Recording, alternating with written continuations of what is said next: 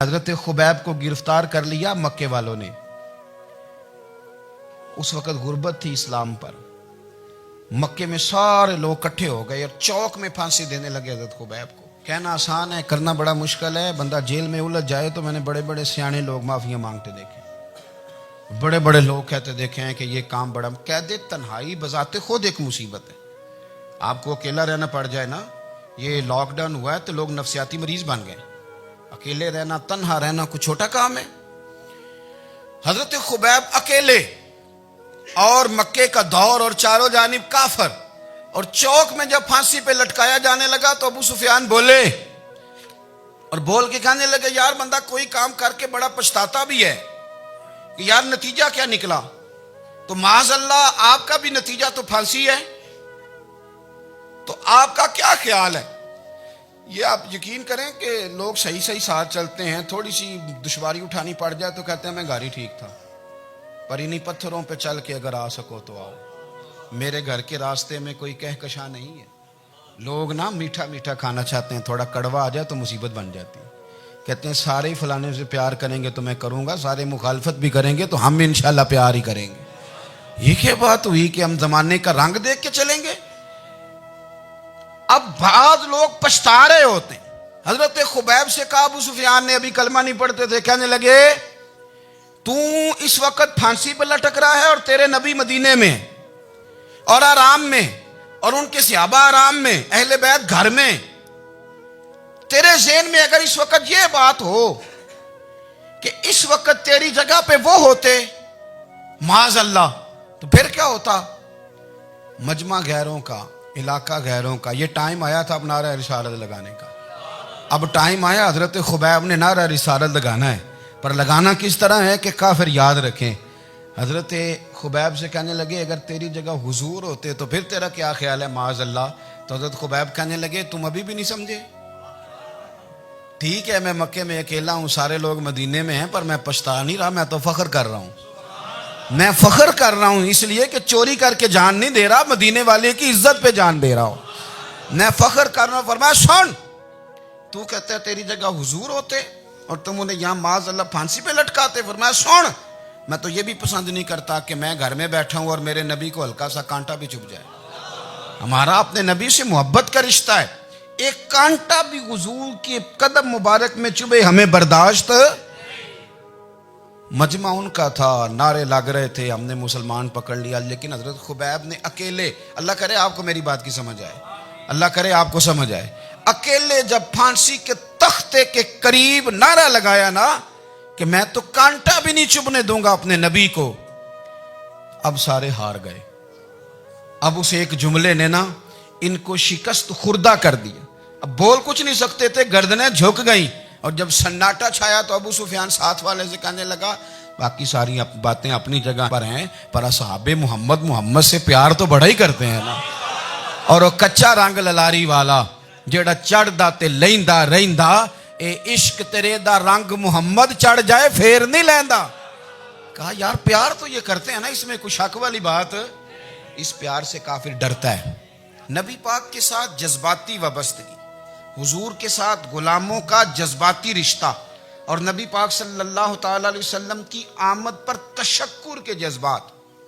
امام رازی نے لکھا ہے کہ حضرت موسیٰ کلیم اللہ علیہ السلام نے تورات کی تختیوں کے اندر ایک امت کا ذکر پڑھا کہ جو امت گناہ کا ارادہ کرے گی تو گناہ لکھا نہیں جائے گا جب تک کر نہ لے، اور نیکی کا ارادہ کرے گی تو رب ان کی نیکی لکھ دے گا، اور جب وہ کر لے گی تو اللہ 10 گنا اجر عطا کرے گا. اور وہ ایسی امت ہوگی کہ جن کے چہرے قیامت کے دن نور کی طرح چمکیں گے، اور وہ امت ہوگی جن کی اللہ تعالیٰ زمین ساری پاک فرما دے گا، جہاں نماز پڑھیں گے نماز ہو جائے گی. یہ تذکرے پڑھ کے تو حضرت موسیٰ کلیم عرض کرنے لگے اللہ یہ امت میری بنا دے. تو رب کریم نے فرمایا کہ موسیٰ نہیں، یہ تو میرے محبوب کی امت ہے. فرمایا یہ تو میرے نبی پاک کی امت، حضور کی امت. اللہ اکبر.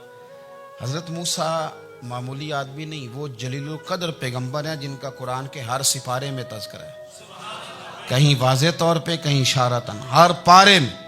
اور حضرت موسیٰ اللہ کے وہ نبی ہیں جو رب سے ڈائریکٹ باتیں کریں کوہ طور.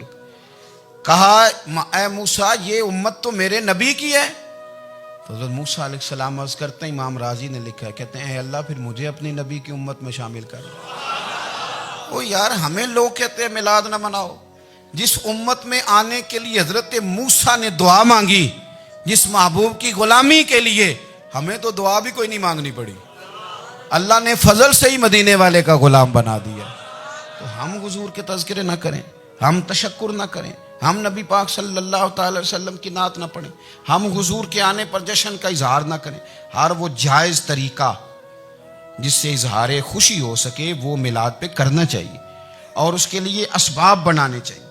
امت کا ایک جذباتی انداز ہونا چاہیے نبی پاک کے ساتھ، ایک وارفتگی، ایک ذوق، ایک طبیعت کے اندر وجدان۔ نعرہ مطلب اس طرح نہ ہو کہ بس چل رہا ہے کام، میں نہیں ہوں قائل، میں کہتا ہوں پہلے تو کوئی لگائے نہ، اور پھر نعرہ جب لگتا تھا نا تو مسلمانوں کے یہاں نعرہ لگتا تھا تو بڑے بڑے لوگ کانپ جاتے تھے۔ صوفیاء نے لکھا ہے کہ حضرت عمر نے جب کلمہ پڑھا نا تو 39 بندے کلمہ پڑھتے تھے، تو نبی پاک نے رات کو دعا مانگی، اے اللہ عمر کو مسلمان کر کے اسلام کو عزت دے۔ حضرت عمر سویرے آ گئے، میں وہ تفصیل میں نہیں جاتا، بات لمبی۔ حضرت عمر جب آئے نا اور انہوں نے آتے جب کہا نا کہ میں کلمہ پڑھنے آیا ہوں، تو حضور اتنے راضی ہوئے کہ نبی پاک نے کہا اللہ اکبر، تو صحابہ نے نعرے لگائے اللہ اکبر اللہ اکبر، یعنی 40 لوگ مسلمان ہوئے تو نعرے لگے۔ ہمارے صوفیاء کہتے ہیں حضرت عمر کے آنے پر جب نعرے لگے تو بتاؤ کہ وہ تو نعرہ تکبیر لگا، نعرہ رسالت کیوں نہیں لگا؟ تو کہتے ہیں گویا ہمیں حضور نے یہ سمجھایا ہے، حضور کے اشاروں نے سمجھایا ہے کہ میں اب اپنے نعرے خود تو نہیں نہ لگاؤں گا، میں نے تو اللہ اکبر کہہ دیا، عمر آ گیا ہے میرے نعرے لگاتا رہے گا، نعرے لگیں گے۔ حضرت عمر نے پہلے دن ہی کہا کہ حضور آپ سچے رسول ہیں تو چھپ چھپ کے نماز کیوں پڑھیں؟ شروع ہو گئے نعرے، حضور آپ سچے ہیں تو چھپ چھپ کے نماز کا کیا معنی ہو؟ تو حضور نے فرمایا تیرا کیا ارادہ ہے؟ کہ حضور سارے نہیں، ایک میں، ایک امیر حمزہ، ایک لائن کے آگے وہ لگ جائے، ایک کے آگے میں لگ جاؤں، اور باقی مسلمان جتنے ہیں کل 40 تھے، پیچھے 18 19 بچیں گے، تو ایک لائن میں وہ ہو جائیں، ایک میں آگے، ایک میں امیر حمزہ ہو، ایک میں ہوں، تو دیکھ لیتے ہیں یہ ہمیں نماز کیسے نہیں پڑھنے دیتے۔ ہاں دیکھ لیتے ہیں، آئے نا میدان میں، ادھر آ ستمگر ہنر آزمائیں، تو تیر آزما ہم جگر آزمائیں، اور غلامان محمد جان دینے سے نہیں ڈرتے، یہ سر کٹ جائے یہاں رہ جائے کچھ پرواہ نہیں کرتے۔ فرمایا بھی پتہ چل جاتا ہے نا، ایک لائن میں حضرت امیر حمزہ ہو گئے، ایک میں حضرت عمر ہو گئے۔ پہلے یہ مارتے تھے جو حرم شریف میں مسلمانوں کے طریقے پہ نماز پڑھتا تھا، یہ جلوسوں کی بڑی برکت ہے، اندر بیٹھے رہے نا چپ کر کے، نکل جائیں تو پتہ کچھ بھی نہیں چلتا۔ جب نکلتے ہیں نا لوگ کہتے ہیں جلوس کیا معنی ہے، تو میں بتاتا ہوں نا جلوس کا معنی کیا ہے۔ حضرت عمر نے باہر نکلے 2 لائنوں کا جلوس، لمبا بھی کوئی نہیں، بندے بھی 40، اور جناب فاروق اعظم باہر نکلے تو عمر کا نعرہ، عمر کا، حضرت عمر نے یوں کر کے آستینیں بازو کی چڑھا لی، اور اپنے گلے میں جو ان کے رومال تھا نا اس کو یوں سینے پہ باندھا، اور اس ہاتھ میں تلوار تھی تو یوں کر کے باہر لہرائی، کہنے لگے او مکے کے کافرو ادھر آؤ میرے سامنے، جس نے اپنی بیوی بیوہ کرانی ہو، جس نے بچے یتیم کرانے ہوں، وہ آئے میدان میں، مصطفیٰ کے غلام آج سڑکوں پہ نکل آئے میدان میں ہمارے سامنے ہمارا مقابلہ کرے، آئے نا میدان میں، ہم نکلے ہیں، اب ہم یہاں کعبے میں اعلانیہ نماز پڑھیں گے، ہم پڑھیں گے، طاقت ہے تو آؤ نا ہمارا مقابلہ کرو، آؤ۔ کفر بذات خود بہت بڑا جھوٹ ہے، اور جھوٹ کے پیر، بس 2 بندے نکلے تلواریں لے کے آگے، تو پھر حضرت عمر نے اعلانیہ نماز پڑھوائی خانہ کعبہ۔ تو میرے بھائی رسول اللہ صلی اللہ علیہ وسلم کے غلام تو جب نعرہ لگاتے تھے تو ہو ہی کمال جاتا تھا۔ پھر بریلی کے امام بولے، کہنے لگے پیش حق مجدہ شفاعت کا سناتے جائیں۔ حضور قیامت کے دن آگے نا ہمارے آگے خوشخبری دیں گے، کہیں گے تم فکر نہ کرو، آ جاؤ میں تمہیں بخشواتا ہوں، میں تمہاری سفارش، آ جاؤ پیچھے۔ حضور نہ پیش حق مجدہ شفاعت کا سناتے جائیں گے۔ یقین کریں بریلی کے امام کو بھی بڑا ہی رنگ آتا ہے بیان کرنے کا، کہنے لگے آپ روتے جائیں گے، اللہ کو منانا ہے نا حضور نے، کہتے ہیں پیش حق مجدہ شفاعت کا سناتے جائیں گے، آپ روتے جائیں گے پر ہم کو ہنساتے جائیں گے، باغ جنت میں محمد مسکراتے جائیں گے، پھول رحمت کے گریں گے ہم اٹھاتے جائیں گے، اور حشر میں ہوگا ہمارا داخلہ اس شان سے ہم یا رسول اللہ کا نعرہ لگاتے جائیں۔ ہم یا رسول اللہ کا نعرہ. امام راضی کہتے ہیں حضور نے ایک رکا پکڑا چھوٹا سا, ایک بندے کو لوگ دوزخ میں لے کے جا رہے ہیں. اچھا مجھے ایک بات بتاؤ, فیصلہ پہلے ہو گیا ہے, اللہ کے سامنے ہوا ہے, اور فیصلہ ہو گیا اور طے ہو گیا کہ دوزخ میں جانا ہے. وہ قریب پہنچ گئے دوزخ کے, تو حضور نے دیکھ لیا, اور بتایا کس نے؟ حضرت آدم نے. حضرت آدم کہنے لگے حضور وہ آپ کے غلام کو دوزخ میں لے جا رہے ہیں. نبی پاک آگے گئے, کیا پڑھتے ہیں ہمارے بھائی, حضور نے مجھے ان سے چھڑا کے چھوڑ دیا. نبی پاک صلی اللہ علیہ وسلم آگے گئے, فرمایا ادھر آؤ, کہاں لے کے جا رہے ہو؟ اللہ کے سامنے فیصلہ ہوا ہے نا, فرشتوں نے کیا ہے نا. فرشتے کو کسی سے بددیانتی تو نہیں نہ کرتے, فرشتوں نے جو کیا ٹھیک کیا ہے نا. کیوں لے کے جا رہے ہو؟ سونے گناہ زیادہ ہیں, نیکیاں تھوڑی ہیں. فرمایا میرے سامنے تولو. کسی فرشتے نے نہیں کہا کہ سونے معاذ اللہ ہم کو بے ایمان ہے, ہماری کوئی اس سے زد چل ساڈا کو بننا سان جائے دے نال. بھائی میرا مطلب ہے صحیح تولا ہے, فیصلہ ہے, فرمایا دوبارہ تولو. گویا رب بھی فرماتا ہے جیسے میرا محبوب کہتا ہے ویسے ہی کر. کوئی نہیں, دوبارہ تول لو, کوئی حرج نہیں, تولو نہ دوبارہ. فرشتے دوبارہ آئیں گے, انہوں نے دوبارہ تولا, ایک پلڑے میں نیکیاں ایک پلڑے میں گناہ.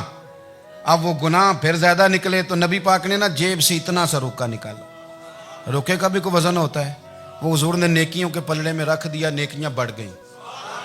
فرشتے بھی چپ کر گئے, چلو بھائی جنت میں. میری طرح کا تھا نا, پتہ سارا ہے سردار نو کیتی ہے, پتہ تو تھا نا اسے من آنم کے من دانم. تو سیدھا حضور کے قدموں سے جا لگا, کہنے لگا سونیا میں تو ساری زندگی گناہ کرتا رہا, یہ کون سی نیکی ہے؟ تو حضور فرمانے لگے چپ کر, جنت کا دروازہ کھول گیا, تو جا جنت میں. حضور رکے میں کیا ہے؟ فرمایا تو نے ایک دن درود و سلام نہیں پڑھا تھا, میں نے تیرا سنبھال کے رکھا ہوا تیرا درود شریف. وہ نعرے رسالت نہیں تو نے لگائے تھے, وہ تو کھول کے میرے تذکرے میں نے تیرا سنبھال لیا. دوزخ میں تو کیا میرا سایہ نہ جائے, کیونکہ رسول پاک سے دیکھا نہ جائے. میرے رسول پاک اور میری بات سنو, میں بھی آپ کو کھانا نہیں کھلاتا, لنگر میرے سنگی کھلاتے ہیں, میرے دوست آپ کو کھانا پیش کرتے ہیں. ہر جگہ آپ جاتے ہیں تو وہاں کچھ لوگوں کی ڈیوٹی ہوتی ہے, لیکن ترمذی شریف سیاستہ کی حدیث ہے. حضرت انس نے پوچھا تھا حضور قیامت میں کہاں ملیں گے؟ فرمایا حوض کوثر پہ. حضور وہاں انس پانی پلائیں گے کہ بلال پلائیں گے کہ سہیب پلائیں گے؟ فرمایا نہیں, امت پیاسی آئے گی تو میں اپنے دست مبارک سے پانی پلاؤں. حضور وہاں نہ ملے تو فرمایا پل صراط پہ آنا, امت گزرے گی تو میں رب سلیم کی دعائیں کروں گا. تو اعلیٰ حضرت فرماتے ہیں جب حضور دعا کر رہے ہیں تو ڈرنے کی ضرورت کیا ہے؟ خدا کی رضا چاہتے ہیں دو عالم, خدا چاہتا ہے رضائے محمد, رضا اب پل سے وجد کرتے گزری کہ ہے رب سلیم دعائے محمد صلی اللہ ہو. تو حضور وہاں ملاقات نہ ہوئی تو پھر اس حدیث کو بھی یہ حدیث مضبوط کر دے گی. حضور فرمانے لگے پھر میزان عمل پہ آ جانا, امت کے عمل تول رہے ہوں گے اور میں کامیابی کی دعائیں مانگ رہا ہوں گا. تو جس کے لیے حضور دعا مانگیں گے ناکام ہوگا, ناکام ہوگا. اپنے بچوں کو حضور کی محبت سکھائیں, نبی پاک صلی اللہ علیہ وسلم کی غلامی کریں. آپ کا رشتہ نبی پاک کے ساتھ مضبوط ہونا چاہیے, آپ کے تعلقات حضور کے ساتھ مضبوط ہونے چاہیے. اور آپ نے دائیں بائیں نہیں دیکھنا کہ پراپوگنڈا کیا ہے, لوگ کیا کہہ رہے ہیں. لوگوں کو دیکھ کے جو لوگ رستہ بناتے ہیں وہ پیچھے رہ جاتے ہیں. آپ نے یہ دیکھنا ہے کہ میرا حضور سے نسبت کا تعلق مضبوط ہے, کوئی کدھر جا رہا ہے اس سے ہمیں کوئی تعلق.